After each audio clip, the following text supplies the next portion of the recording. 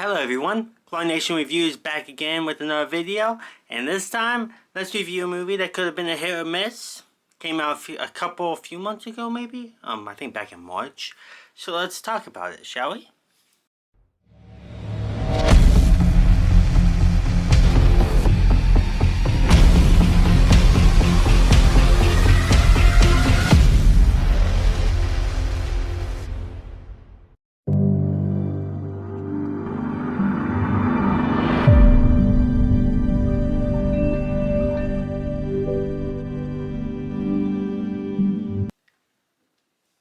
Knock at the Cabin. Knock at the Cabin is another M. Night Shyamalan movie, and M. Night Shyamalan's not the best with a track record when it comes to great or terrible movies. He does some great movies, he does some terrible movies. So let's see where this one goes. Is it up the ladder or down the ladder? Let's find out by talking about the greats. The great part of this movie, is that it's not trying to do too much. It has the simple premise is that one of you has to die to prevent the apocalypse. And it really makes it with an intriguing movie.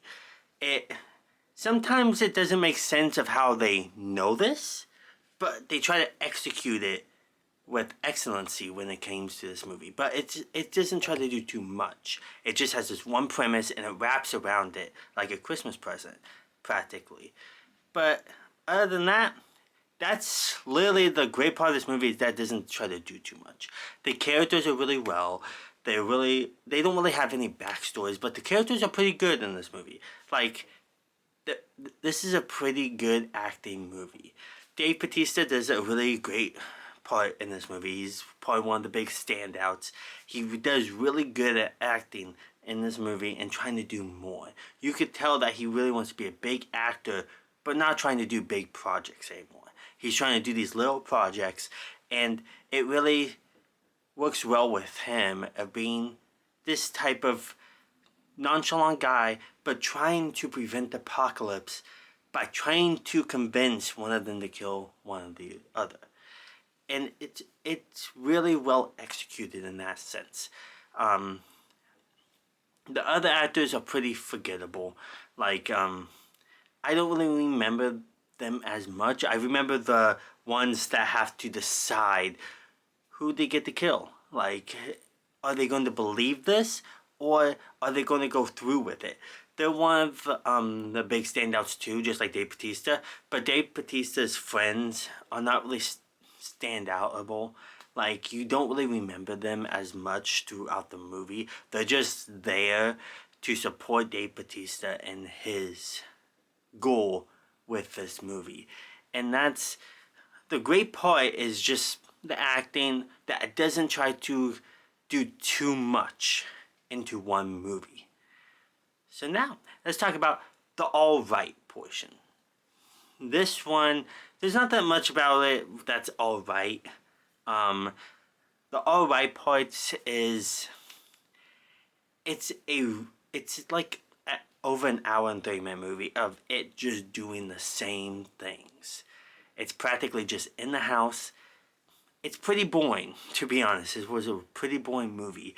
And that's the alright part, is that the great part is that it doesn't try to do too much, try to not be too ambitious in the beginning of the movie.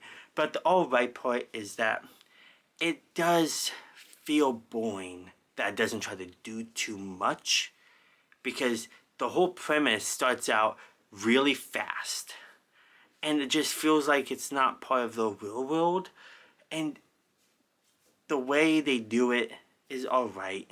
Like, the execution with this whole movie as a whole is alright. Like, it's not the worst movie, but it's not the best.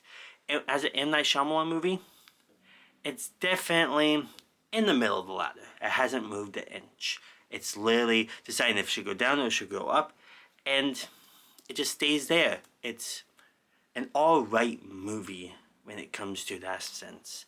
It's not trying to be too ambitious, but it's not trying to do too much. So it's not a terrible movie, it's not a great movie. It's like in the middle of the field when it comes to an M. Night Shyamalan movie. Now, let's start talking about the bad. The bad part is that it doesn't try to be too ambitious with the beginning of the movie, which is a great thing. But at the end, it tries to do so much, and it just leaves off as a cliffhanger at the end, and you're not satisfied. You're not satisfied at the end of this movie. It's a big cliffhanger at the end of the movie. And with it happening, I'm not trying to spoil anything. With it happening, it's just not as great as a movie as people might want to see it and believe it. The trailers practically give it all away. The ending, though, it wasn't really a twist. It really played out as the movie intended.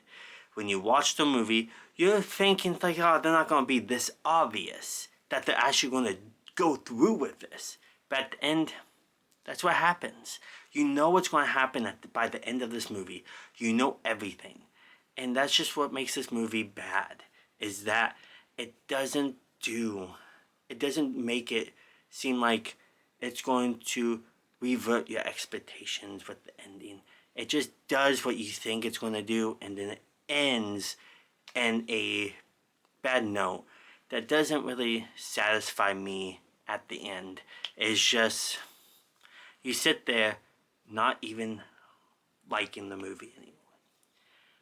Like, they did great with the beginning, and then the end is like, why did you have to do something like this? It's not sad. It's not really something big, ambitious like, but it really does pretty much spoil the whole movie once you go right through the end. And that's why this movie, if I have to give it a percentage, this movie is a 65%. I know I gave it a pretty low score, and I would say skip this one. You don't have to watch it. So, yeah. Have you guys seen Knock at the Cabin? Let me down in the comments below of what you think about it. And like always, this is Clone Nation Reviews, and I'll see you all next time. Peace.